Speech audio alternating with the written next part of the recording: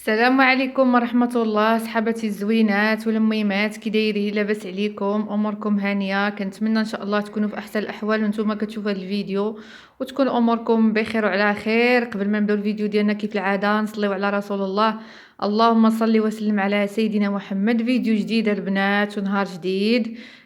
واخا الصراحه خواتاتي غيبت عليكم، يعني راه دابا مده هذه ما حطيت لكم حتى شي فيديو. ماشي الخاطر البنات، كما كنقولوا. يعني كتكون شي حاجه اللي كتخلينا اننا ما نصوروش اولا كيكون شي حاجه عندنا شي مانع. فكنتمنى اول حاجه تدعيو معايا. كنتمنى من كل قلبي اي وحده شافت الفيديو تدعي معايا، وكنطلب من الله سبحانه وتعالى يفرج هم جميع الناس، يعني اللي عندها شي مشكل الله يفرج همها والله يوقف معاها. وش غنقول لكم البنات، صراحه كتوصلي لشي مرحله اللي كتعياي. كتعياي تقاومي، كتعياي تصبري راسك، كتعياي تعطي واحد الطاقه لراسك، كتعياي تقولي انا غادي نقدر نكمل، نقدر زعما نعطي هكا الكوراج لراسي. ولكن البنات راه حتى حنا رحنا غير دم ولحم، يعني كتوصلي لشي حوايج اللي صعابين شي شويه. هادشي كامل يعني اش غادي نقول لكم. السبب ديالو الوحيد انك كتصبري اكثر من الطاقه ديالك البنات، يعني كنصبروا وكنعطيو لراسنا شي حوايج اللي ماشي في الطاقه ديالنا. وسيدي ربي كيقول لك لا يكلف الله نفسا الا وسعها، يعني الانسان ما خصوش يكلف اكثر من الطاقه ديالو. لان تقدري يعني يكون عندك الله يسر شي مرض اولا شي ضغط اولا الله يسر يجيك شي حاجه شي مرض اللي ما تلقاي ليش الدواء اولا بزاف، يعني حنا كنسمعوا بزاف د الحوايج. زعما البنات كنتمنى ان شاء الله اللي جاي يكون حسن من اللي داز، حسن من هادشي كامل اللي عشت، حسن من هادشي كامل اللي دوزت.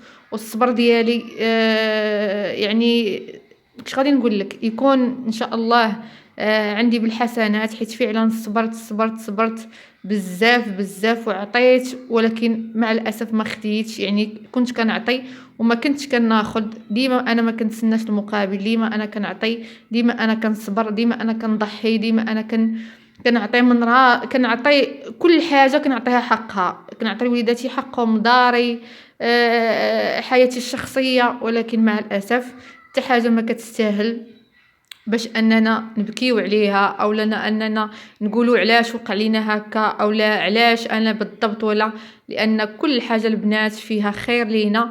وكنطلب الله سبحانه وتعالى يبدل الصعب ما احسن. وكنتمنى سيدي ربي الحبيب يوقف معايا ويوقف كاع مع الناس اللي كيدوزوا هكايا من شي مشاكل.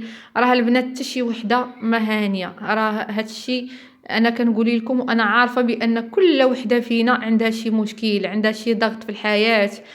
كل وحده همها. ولكن البنات فاش كيكونوا عندك بزاف ديال الضغوطات، بزاف ديال الحوايج كتصبري عليهم وكتولي كتصبري وكتميكي، ولكن كتولي ترجعي لديك النقطه هذيك، يعني ما كاينش الحل، ما كاينش ديك الشخص ما كيتبدلش، يعني باقي هو فما عندك ما غتبدلي. راه كيقول لك من الاول، من نهار الاول الانسان كيف ما خديتي راه غادي يبقى. باش ما نطولش عليكم فما تنسونيش من الدعاء ديالكم. الله يجازيكم بخير البنات. هنا راني صورت لكم هذا الفيديو وانا والله القسم البنات الا عرفتو مرفوعه. كنحاول ما امكن نتلف، كنحاول ما امكن ننسى شي شويه، ننسى حيت تبلوكيت، حيت راسي صافي عمر بقوه المشاكل. عرفتو حتى الدموع البنات ما بقاوش كيبغيو يهبطوا. صافي وصلت لواحد المرحله، يعني عينيا صافي حبسوا من الدموع، صافي عييت بما فيه الكفايه. فالحمد لله والشكر لله على كل حال. كنحاول انني نوقف على قبل وليداتي، كنحاول انني نوقف على على قبلهم وعلى قبلي. هادشي علاش كنحاول انني نوقف. وهادشي اللي كاين. اللهم لك الحمد، اللهم لك الحمد، اللهم لك الحمد. المهم الغزلات ديالي هنا قلت غادي هاد النهار غادي نخمل هاد الصالون. المهم هاد الفيديو راني صورته البنات تقريبا شي 3 ايام وهكايا وما حطيتوش ليكم، ودابا عاد غندير له المونتاج. حيت بصراحه عرفتوا البنات كانت عندي واحد الطاقه، واحد الحيويه تبارك الله. كنت كنوض كنصور معاكم، كنشارك معاكم، ولكن البنات لا حول ولا قوة إلا بالله. إلا كانت من عند العبد فحسبي الله ونعم الوكيل، ولا كانت من عند الله فالحمد لله والشكر لله. هادشي اللي كاين. المهم البنات كما شفتوا خملت الصالون، خملت ديك الطبالة البنات، خرجت الحيفات شمشتهم، حيدت الخدادي صافي دوزت شفيف صافا خواتاتي وغادي نرد كل حاجه لبلاصتها. المهم هاد النهار قلت غادي نحيد عليا هاد الصالون حيت صراحه تغبر، واخا ما توسخش بزاف راكم شفتوا، ولكن قلت نقيه هكايا باش ما كيتجمعش عليا الشغال وصافي. وهذا الشيء اللي كاين البنات. المهم ما تنساوناش اللايك باش تدعمونا وباش تشجعونا، وانا انا البنات بامس الحاجه للتحفيزات ديالكم، بامس الحاجه للدعم ديالكم، حيت فعلا فعلا فعلا هاد القناه دابا انا واقفه عليها قبل اي وقت. يعني هاد القناه باغياها وكنتمناو الخير في الله سبحانه وتعالى. هاد الشيء اللي كاين. ايوا صافا الغزالات ديالي هنايا كما كتشوفوا كنرد كل طبله لبلاصتها وغادي نلمط البنات. يعني كلشي عندي نقي، غير خملت البنات من تحت منه. مع كتشوفوا تبارك الله الشميشه ضاربه البنات هكا في الصالون. ايوا صافي قلت غنشارك هكا مع البنات باش غير ما نغبرش عليكم و وتا انا نتلاها معاكم وتوحشتكم البنات. والله القسم كنبغي نشكر بعدا البنات اللي كيتواصلوا معايا هكا في الواتساب، هكا كيدخلوا لعندي، سواء اللي عندهم قنوات ولا اللي ما عندهمش. بزاف بزاف البنات سولوا فيا قالوا لي فدوى فين غبرتي، مالك ما بقيتيش كتحطي. كنتمنى ان شاء الله تكون امورك لاباس. فهاد الشيء اللي غيبني عليكم اخواتاتي، يعني ماشي لخاطري، يعني غير هكاك ما بغيتش نصور، يعني ظروف اللي اقوى مني. والحمد لله على كل حال. كما كنقولوا ما حد الانسان كيتنفس، وما حد الانسان بعويناته بيديه برجليه ديما. يعني كنتمنوا يعني اللي جاي يكون افضل، اللي جاي يكون احسن من اللي داز. وكما كنقولوا الضربه الا ما اللي ما كتقويش، الا ما هرساتكش راه كتقويك اكيد. ونتمنوا البنات الخير. هادشي اللي كاين الخير فيما اختاره الله. صافا البنات هانتوما كتشوفوا درت اللحيفه حتى هما من بعد ما تشمشوا. عرفتوا البنات سخنوا، واخا درتهم غير في البالكون. المهم سخنوا. غادي نرد خواتاتي كل حاجه لبلاصتها وصافي. وها الصالون ديالي نقيته، المهم شمشته كلشي. هو هذاك صراحه البنات ما كاينش بحال النقا، ما كاينش بحال الحاجه البنات كتعطيها حقها. وما كان بصراحه انا من النوع اللي ما كنخليش الحاجه حتى كتكرفص وكتغبر. عاد كنبدا هذا كيعجبني مره هكا نصوب حاجه. ايوا صافا البنات هادشي اللي كاين. المهم روتين ديال المراه المغربيه كيفاش كدوز نهار البنات مع وليداتها. المهم كنتمنى ان شاء الله بعدا تكون اموركم نتوما لاباس، تكونوا بخير وعلى خير. البنات اللي مرادين الله يشافيهم ويشافي وليداتكم. راه البنات هاد النزله هادي دازت على كل شيء. والله القسم انا وبنتي الكبيره وبنتي الصغيره تسهطنا البنات ديال بصح. عرفتوا البنات انا بالدواء وبناتي بجوج بالدواء، والحمد لله والشكر لله. صافا البنات هنا عاوتاني خملت هذا بيت الكلاس فين كانوا ناعسين الوليدات. وهنايا غسلت هكا حاشاكم ديك الشفيف ودرت جافيل وصاني كروه، وكندير واحد القطيرات جافيل في الارض باش كتبقى الدنيا نقيه. المهم هنا ما نكبلا ما لا حتى شي حاجه، حيت يلا حكيت هكا الزليج راه كيشعل. غادي ندوز عليه غير شفيف حاشاكم وصافا الغزالات ديالي. وعاد غادي ندخل هكا للكوزينه. المهم اللي درتها هانتوما معايا. كنتمنى تقبلوا على اختكم، وما تنساونيش من لايك وبارطاج. بالنسبه للبنات اللي كيبارطاجيو لي الفيديو ديالي فكنتمنى ان شاء الله يشوفوا الفيديو ويبارطاجيوه. الله يجازيهم بخير. وسمحوا لي البنات بالنسبه للبنات اللي ما دخلتش عندهم هاد الايام هادي، راه خواتاتي والله العظيم ما حتى التليفون البنات ما بقيتش كنهزو بزاف. يعني صافي وليت مقابله الحمد لله هكايا. صافي البنات كنقضي شغالي مقابله وليداتي، كنصلي صلاتي، كنحاول ما امكن هكا نستغفر الله سبحانه وتعالى والاذكار باش الشيطان ما يوسوسليش في راسي. حيت راكم عارفين باش كتمري بشي حاجه اللي صعيبه فلا حول ولا قوه الا بالله. وهذا الشيء اللي كاين اخواتاتي. المهم البنات دوزت شفيف على الدنيا كامله وغسلت البنات شي موينات كانوا عندي في لافابو، ماشي شي حاجه كثيره غير ديال الفطور. صافي غسلت يديا وجيت هنا البنات غادي نعجن خبيز. المهم ديال الزرع مع الفرصه البنات الحرش كنخلطهم، والخميره والملحه كنديرها من الاول. صافي غادي نعجن خبيزات هكايا. والمهم اللي قسم الله البنات كما كنقول لكم هذا هو حل المراه المغربيه في دارها. كل نهار البنات نهار وكل نهار رزقوا. كل نهار ومشاكل. والله القسم البنات راه حتى شي واحد ما هاني، والله العظيم راه اللي هانيين كيقول لك راه في القبور، والله العظيم البنات. ولكن الحمد لله والشكر لله، ديما نحمد الله وديما نقولوا يعني ربي اللي كيعطي، ربي اللي كيعطي، وربي اللي كيحيد، وربي اللي كيبغي لنا شي حاجه راه حنا غادي ندوزوها بغينا ولا كرهنا. هادشي اللي كاين. يعني ديما يكون ايماننا قوي بالله سبحانه وتعالى، وكنطلبوا الله، ما كنطلبوا حتى شي واحد. يعني ربي هو كما قلت لكم البنات، ربي هو اللي كيعطي، هو اللي كيحيد، هو اللي كيصلح الاحوال، هو يعني اللي عندك شي حاجه فيها الخير فيا ربي تاتينا بها. وهادشي اللي كاين. المهم الانسان ديما يحاول ما امكن ما يعطيش للحاجه اكثر من الطاقه ديالها، حتى حاجه ما كتستاهل في هذه الحياه. كتستاهلي انك تعيشي مزيان. واهم حاجه البنات هي راحه البال. والله القسم البنات راه ما تهمكم حتى شي حاجه. راه كاينه اللي كتشوفيها كتقولي وفلانه عندها وعندها وخدامه، اولا عندها دارها، اولا هادي اولا هادي، ولكن مسكينه كتلقايها راه ربي اللي عالم بها. كتلقايها زعما عندها المشاكل، كتحمل كتحمل كتحمل حتى كتولي باغا تنفجر. يعني علاش انسان ما يرخفش على راسو.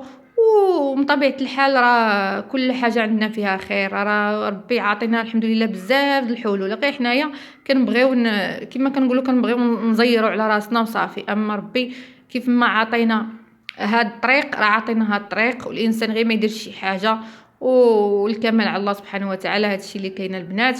صافي هنا البنات قرصت الخبيزات غادي نغطيهم ونخليهم البنات حتى كيخمروا. المهم راني كثرت الخميره باش دغيا يخمر ليا هكايا وما ياخذش وقت. وصافي البنات هنايا دزت خواتاتي غادي ندير معكم هكا الغديوه. قلت هاد النهار البنات غندير ليهم دجاج مفور بالشعريه فيرميسيل وبطاطا وخيزو. المهم هاد النهار قلت غندير لهم هاد الشهوه هادي كتعجب وليداتي انا بزاف. المهم هنا البنات في الكسكاس عندي واحد جوج طريفات ديال الدجاج راني مفلحاهم البنات في الوسط. درت البنات الثومه، درت القزبره ومعدنوس، درت شويه السكينجبير والابزار وشويه ديال الزعفران. هنايا كما كتشوفوا غادي نزيد نفلح هذاك الفخيض. صافي البنات والثومه تكون بزايد وغادي نخليهم البنات حتى كيشرب ديك الدجاج. بالنسبه للفيرميسين خديت باكيه فيرميسين دروز اللي رطبتها في الماء وصفيتها وقطعتها. درت لها البنات الكبده اللي كنت سلقتها في الخل والملحه مقطعه، شويه الكمون، شويه التحميره، سكينجبير، الابزار البنات، الكمون وشويه الزعفران، واحد طريف الحامض مصير. وصافي البنات وغادي ندير زويته ديال العود ولا الزيت مخلطه، المهم اللي بغيتو. المهم ندير هنا شويه هكا وشويه هكا وشويه كما قلت لكم الخل والمليحه. صافي الا كانت عندكم البنات الهريسه زيدوها، انا ما كانتش عندي. صافي والقزبر ومعدنوس البنات والثومه من طبيعه الحال. المهم كميات تكون شويه كثيره.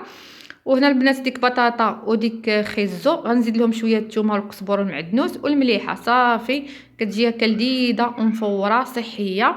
صافي الغزالات غنخلي هادشي واحد شويه بيد ما هكا قضيت شي حاجه عاد البنات غادي نديرهم يتفوروا باش ديك الدجاج كيشرب ديك هذا.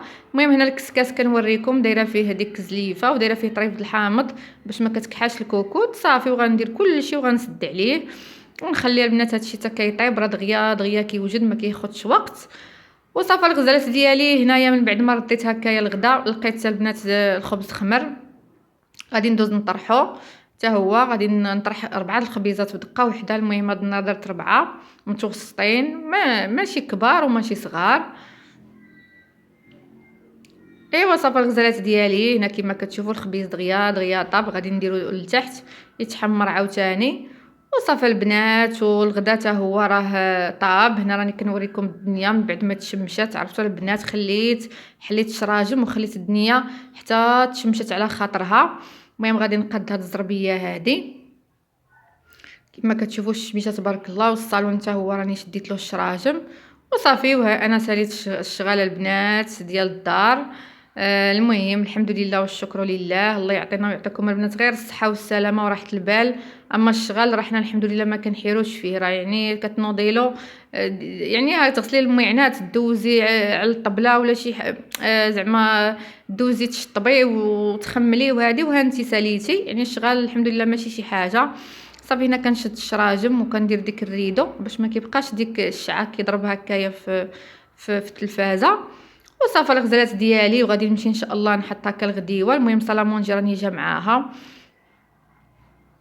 كما كتشوفوا هنا. غادي نحط الغديوه دغيا دغيا البنات وجد، وهكا كنوعوا من ديك الطاجين المرقه كل نهار. انا صراحه ولادي كيحماقوا على شي حاجه سميتها هكا الدجاج مفور بالشعريه اولا بالروز، يعني كيعجبهم، وكنديروا لهم هكايا مره هكا في السيمانه. صافي البنات المهم انايا حطيت هكايا اللي قسم الله، درت البنات شليضه د الخس ومطيشه والبصيله، كان عندي هكايا الخس واللي قسم الله وخبيز وملحه والكمون. اللهم اديمها نعمه واحفظها من الزوال. عاد البنات جا الغدا لذيذ بزاف، بالاخص الا خليتوه شرب ديك الشرموله ديالو، والخبيزات حتى هما جاو هكايا رطيطبين ومحمرين. اللهم اديمها نعمه واحفظها من الزوال. بصحه غداكم البنات، ولا شهيتكم اخواتاتي سمحوا لي، انا غير شاركت معكم هكايا الغديوه ديالي. صافي البنات هنا مباشره من بعد ما تغديت ارتاحيت واحد شويه وجيت هكا غنشارك معكم واحد الكيك في المول الطويل، اولا ممكن ديروا في المول داير اللي بغيتو. المهم كيكه كتجي زوينه بالشكلاط، كتجي لذيذه بمذاق الشكلاط والقهوه. درت جوج بيضات البنات بحراره المطبخ ضروري، كاس سكر سنيده وقبيصه د الملحه، خلطتهم مزيان. وهنا غادي نزيد كاس ديال القهوه البنات، يعني القهوه اللي كنت مصوباها فيها سنيده، اولا كديروا كاس د الماء دافي كتزيدوا معاه ساشيه د نسكافي اللي بغيتو. المهم انا درت غير القهوه العاديه اللي كنت مصوباها. زدت البنات كاس ديال الحليب عامر، المهم نفس العبار د الكاس. ودرت البنات تقريبا واحد جوج معالق كبار عامرين د الكاكاو المر. من الاحسن ديروا الكاكاو المر كيكون فيه هكا المذاق زوين وكيعطيكم حتى اللون. صافي البنات وكنبدا كنزيد هكايا الدقيق، المهم ديال الحلويات اللي كيكون مغربل بالتدريج. وغادي نزيد البنات زوج ساشيات ديال الخميره ديال الحلوه كنخليهم حتى التالي. المهم تبارك الله راه كلشي كيعرف الخليط اللي كيخصو يكون، ما خصوش يكون خفيف وما خصوش يكون ثقيل، يعني كيكون ثقيل واحد شويه وصافي. واحد المعلقه كبيره د الخل البنات صافي، والخليط ديالنا واجد هنا. المهم خديت البنات المول هكا اللي كيكون طويل مدهون بالزيت ودرت له الدقيق، وغادي نخوى البنات ديك الخليط وغادي ندخل هذا الكيك هذا البنات يطيب في الفران. انا البنات دخلته للفران بارد، يعني ما سخون ما حتى شي حاجه، على عافيه مهيله حتى كيطيب البنات وكيتنفخ وكيطلع. المهم ما نحلوش عليه الفران باش ما كيهبطش، ونهبطو عاوتاني يتحمر له الوجه ديالو. صافي الغزالات ديالي هنا من بعد ما طاب لي الكيك، شوفوا تبارك الله البنات كيفاش جا عرفتو طالع وخفيف وكيجي ناجح البنات. هنايا غادي نسقيه بواحد الصلصه، المهم ديروا له دانيط الشكلاط خليوه غير هكا. المهم البنات التزيين كيبقى اختياري. غادي نتكو البنات وغادي نسقيه بواحد الصلصه. شنو درت فيها البنات غير 4 كاس ديال الحليب مع 5 طريفات ديال الشكلاط كحل صافي. الا بغيتو تزيدوا فيها حتى شي دانيط زيدوا فيها، انا ما كانش عندي. صافي غادي نسقيها باش كتشرب لي ديك الصلصه، وغادي نزينو من الفوق. المهم باللي بغيتو، انا غادي ندير له كاوكاو ايفيلي اللي كنت حمرته غنيت في الفران. المهم كيعطينا واحد القرماشه هانتوما كاوكاو ايفيلي صافي. وهالكيكه ديالنا واجده، عرفتوا البنات جات لذيذه وحماقوا عليها الوليدات، وتبارك الله راه بحجم عائلي، وغير بجوج بيضات البنات راه تبارك الله تاكلي فيها حتى 3 ايام. المهم غنقسم معكم البنات ضروري كيفاش جات، واخا راه باقا ما بردتش مزيان. وكنتمنى البنات الفيديو يعجبكم ديال اليوم، وما تنسونيش بواحد اللايك وبارطاج، وكنتسناكم البنات بالدعاء ديالكم تدعيو معايا باش ربي يفرج على اي وحده ماشي غير معايا. الله يجازيكم بخير، والله يصلح احوال ديالكم ويخلي لكم وليداتكم. شوفوا البنات كيفاش كتجي البنات خفيفه كتذوب في الفم. ان شاء الله تجربوها وتعجبكم. وبسلامه عليكم البنات، نتلاقاو في فيديو جاي ان شاء الله. وصراحه ما سخيتش بيكم، وبسلامه الغزالات ديالي حتى الفيديو اخر.